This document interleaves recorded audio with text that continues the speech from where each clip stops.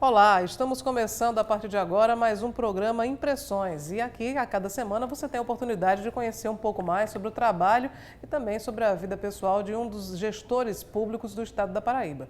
Hoje nós estamos recebendo aqui na TV Assembleia a diretora superintendente da Agência Estadual de Vigilância Sanitária, Glaciane Mendes. Glaciane, seja bem-vinda aqui ao Impressões. Muito obrigada, bom dia, é uma grande satisfação mesmo estar aqui com vocês. Nós vamos saber um pouco mais sobre a sua história pessoal no início desse programa, já que você nasceu no Rio de Janeiro. Exato. E já passou por alguns estados, né? Como é que foi o teu início de carreira? Realmente assim, é uma história que tem a ver com a história da vida da minha família. Sou filha de maranhenses e, como todo bom nordestino, né, na época dos anos 50, 60, eles iam para o sudeste, o sul do país. Então, meu pai foi estudar engenharia civil no Rio de Janeiro. Lá ele conheceu minha mãe, que também maranhense, né, se apaixonaram e formou essa família, né, que todos nós, os 4 filhos, somos então nascidos no Rio de Janeiro. E eu ainda nasci quando o Rio de Janeiro, no estado da Guanabara, que era a capital federal, né, naquela época. Né? Então, tudo isso me faz me sentir brasileira, né? Porque eu nasci no Rio. Aos 14 anos de idade, meu pai foi trabalhar no BNDES e ele estava percebendo que o Rio de Janeiro estava se tornando uma cidade muito violenta e iria se tornar rota do tráfico, como se tornou, infelizmente. E resolveu, então, assumir o trabalho dele em São Paulo e escolheu morar em Campinas, interior de São Paulo, porque ele sempre pensou na educação dos filhos. Uma cidade onde tivesse boas universidades. Então, eu fiz colégio, né, o antigo 2º grau, em Campinas, e fiz a Faculdade de Engenharia de Alimentos também na Unicamp. Então, tive com isso, meu pai deixou uma herança muito importante para nós, que foi ter um conhecimento, né? Ter condições de fazer uma boa universidade. Então, vivi mais 14 anos em Campinas. Depois, eu fui morar no Rio Grande do Sul. Morei 10 anos e meio. Como é que foi essa escolha, né? Deixando o interior de São Paulo? Foi deixando o interior de São Paulo e indo para o Rio Grande do Sul, Cláudia. Naquela época, eu me formei exatamente na época que Paulo Maluf era governador do estado de São Paulo. E tinha muitas restrições econômicas, né? Dentre várias crises que o país viveu, aquela época também era uma época de crise. E aí eu fui procurar emprego, né? Tinha me formado, estava sem emprego, procurando, e fui trabalhar numa empresa no Rio Grande do Sul, uma empresa de óleos, né? De óleos vegetais. E então me mudei para Porto Alegre, né? Sem conhecer ninguém, não conhecia ninguém. E comecei a fazer carreira, né? Mas lá em Porto Alegre. Qual foi o diferencial? O que foi que lhe atraiu para Porto Alegre? Foi uma escolha aleatória ou teve uma motivação mais... Não, na verdade não teve uma motivação, foi em busca do trabalho, né? Realmente, assim, na época existiam pouquíssimos engenheiros de alimentos no Rio Grande do Sul, isso foi em 86. Então existia um mercado favorável. Exatamente, tinha um mercado favorável. Tanto é que eu já iniciei trabalhando, 6 meses depois eu fui chamada para ser professora no curso de Engenharia Química da PUC do Rio Grande do Sul, para ministrar uma disciplina, e fui fazendo minha carreira lá, trabalhando muito. Acordava de madrugada naquele frio, né, do Rio Grande do Sul, pegava ônibus, ia para a fábrica, trabalhava o dia todo, de noite ia dar aula, né? Foi uma vida assim bastante fruto de muito trabalho, né? O que realmente assim é a herança que meu pai sempre falou para os filhos, né? Trabalho, trabalho, trabalho.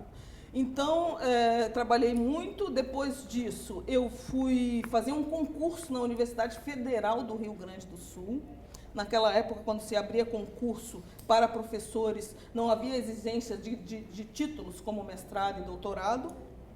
Eu fiz o concurso, concorrendo com pessoas com mestrado, com doutorado, e passei em primeiro lugar na Universidade Federal do Rio Grande do Sul, que na época era a 3ª maior universidade federal do Brasil. E aí ajudei a montar o curso de Engenharia de Alimentos, lá no ICTA, que é o Instituto de Ciência e Tecnologia de Alimentos, que é o primeiro Instituto de Ciência e Tecnologia de Alimentos do Brasil. Era lá no Rio Grande do Sul. E aí fiquei em Porto Alegre, morando até 97. Né? E fiz um trabalho muito grande lá. Até hoje eu tenho contatos com amigos, com ex-alunos que se tornaram amigos. Né? Essa vida acadêmica é muito interessante por causa disso também. E aí retornei para São também de ser professor, estava uma dificuldade grande, porque os salários eram muito baixos de professores universitários, né?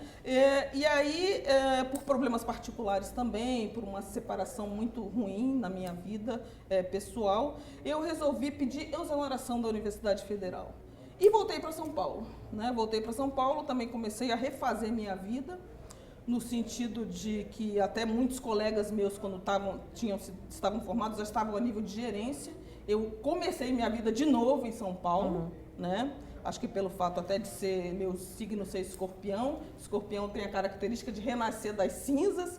Eu recomecei a minha vida em São Paulo e comecei a trabalhar em empresas. Então, a sua vida quase toda foi na empresa privada. Na empresa privada. A exceção da Universidade Federal, onde você também ingressou por concurso. Por concurso, exatamente. E apesar que eu também vinha dando aula na PUC do Rio Grande do Sul. Como eu entrei como professora com dedicação exclusiva, eu tive que sair da PUC, sair da empresa que eu estava e ser unicamente professora, né? Então, já vinha, né, já aí desde 86, exercendo essa carreira também acadêmica, como docente.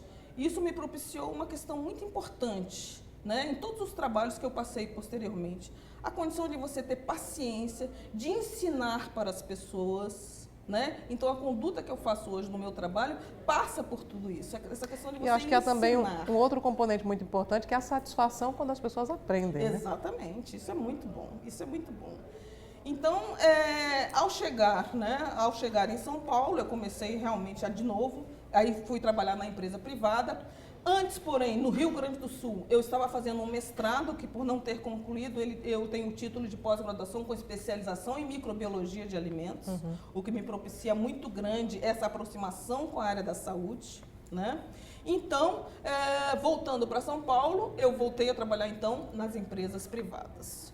O que te dá uma visão muito interessante, né, para a gestão pública, que é a questão de você também correr atrás dos resultados, das metas, do que tem que ser feito exatamente de fato para o trabalho que eu executo hoje.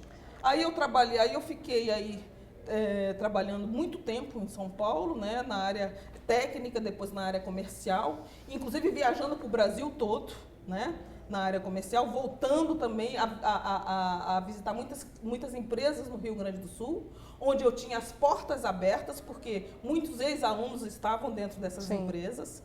E aí me ajudou a ter um crescimento bastante importante na área comercial. Né? E foram essas viagens que lhe atraíram pela capital da Paraíba ou não teve nada a ver? Não, teve influência sim, porque eu sempre busquei, na verdade, tentar voltar a morar numa cidade que tivesse mar. Né? Porque eu fui criada no Rio de Janeiro, naquela época a gente morava em Jacarepaguá, eu fui criada ali perto da Barra da Tijuca, relativamente perto, então eu sentia muita falta, né? Morando em São Paulo, não ter mar. Então, eu queria voltar a morar no Nordeste, justamente por causa da minha origem. Né? A minha origem é maranhense, meus pais são maranhenses, então eu queria morar numa capital do Nordeste, numa capital de praia. Né? Então foi por isso que aí, quando eu estava fazendo o meu mestrado lá em São Paulo, né? Porque depois eu retorno essa história, por que eu fui fazer mestrado em São Paulo, eu conheci uma pessoa daqui, uma amiga, que estava fazendo doutorado. E eu estava na dúvida entre Maceió e João Pessoa. Ela falou, não, Glaciane, venha para João Pessoa, você vai gostar muito mais. E realmente, eu estou muito feliz, eu acho que é uma cidade maravilhosa, porque eu vim em busca de uma coisa muito importante que tem a ver até com o meu mestrado, em busca de qualidade de vida. E encontrou aqui? E encontrei aqui. Antes até de falar sobre o teu mestrado, Glaciane, eu queria voltar a um ponto que ficou no passado, que foi a tua escolha pela engenharia de alimentos, que até hoje não é assim, uma área extremamente popular, muita gente não sabe sequer o que é que significa. Então, como foi que você escolheu essa profissão, essa carreira, essa área de estudo? Cláudia, na verdade, engenharia de alimentos era um enigma para todos nós na época que éramos alunos de um colégio científico indo para uma universidade. Meu pai era engenheiro civil, né? E aí eu prestei vestibular em Campinas para engenharia civil na PUC de Campinas, passei. Só que saiu o resultado da Unicamp, e na Unicamp eu tinha escolhido engenharia de alimentos. Por que eu não escolhi engenharia civil na Unicamp?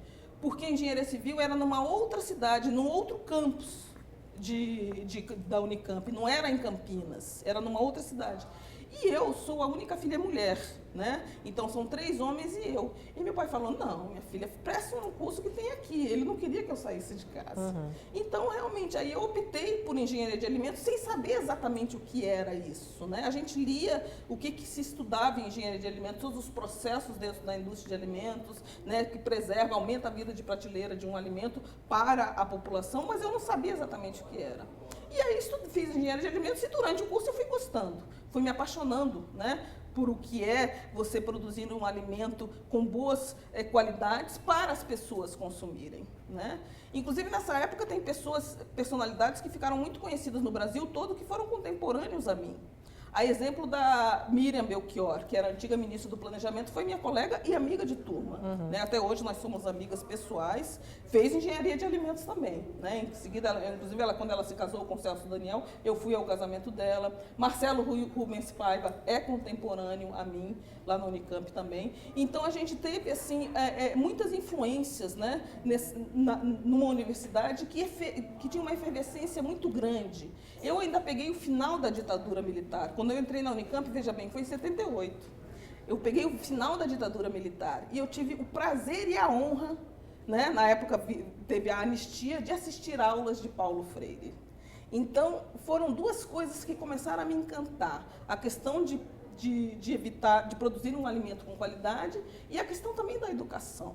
Né? Então, aliás, tinha tudo a ver as 2 áreas. Tudo a ver as 2 áreas, exatamente. Então, foram coisas que vieram juntando. Então, a efervescência política era muito grande. A gente participava de movimentos, né, para realmente ter as diretas já, para se ter um presidente eleito, tudo isso. A gente teve uma universidade que tinha muita efervescência. Por isso que nós tivemos aí pessoas que saíram de dentro da universidade com uma consciência muito grande, politicamente falando. Né? Muito bem, nós vamos a um breve intervalo, daqui a pouco nós voltamos, continuando essa conversa com Glaciane Mendes, que é diretora superintendente da AGVIS aqui do estado da Paraíba.